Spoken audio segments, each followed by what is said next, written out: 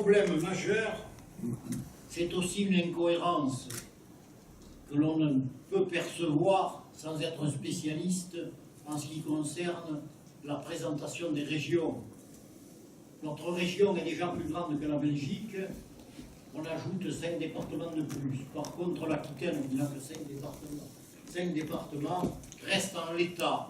On a le sentiment qu'il y a eu des découpages qui n'ont rien à voir avec une certaine logique, mais tout simplement pour faire plaisir à telle ou telle autre personne.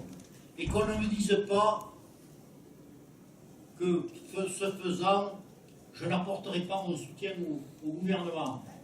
Difficilement, mais j'apporte mon soutien au gouvernement en votant le budget, qui est l'acte fondateur.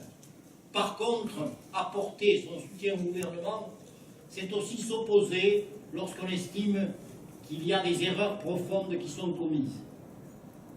Et c'est le cas aujourd'hui. La réforme de fer que j'ai vécue alors que j'étais déjà conseiller général avec quelques autres, elle avait un mérite, c'est qu'elle était très claire pour tout le monde. Il y avait une ligne directrice qui consistait à rapprocher le citoyen utilisateur de l'élu décideur. Si vous trouvez une ligne directrice dans la réforme actuelle, il faudra me l'expliquer avec les allées et venues qui changent d'un jour à l'autre. Alors, en ce qui me concerne, je voterai bien entendu la motion présentée par mon groupe et je terminerai peut-être par ce qui est le plus grave. Rien dans cette réforme pour les personnels. Quand on est à gauche, j'ai mal lorsqu'on ne s'adresse pas au personnel, qui vit dans l'angoisse.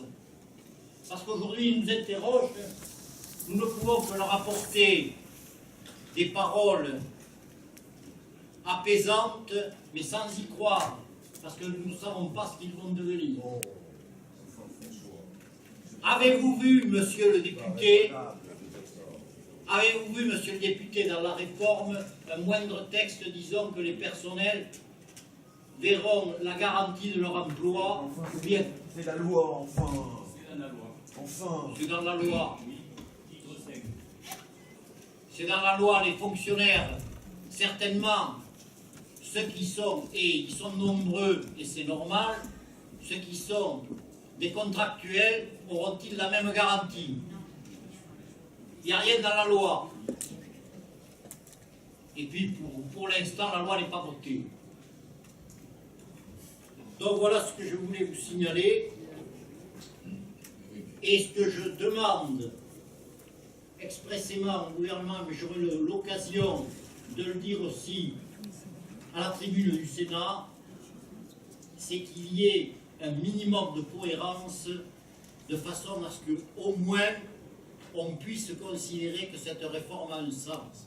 Aujourd'hui, elle ne l'a pas, car elle abandonne en race campagne ce qui a fait, et peut-être dans ce département plus que dans un autre, la caractéristique des politiques des conseils généraux, c'est la solidarité sociale, ce qui est inscrit dans la loi, mais la solidarité territoriale, qui est notre honneur, qui consiste à apporter un peu plus à ceux qui ont moins.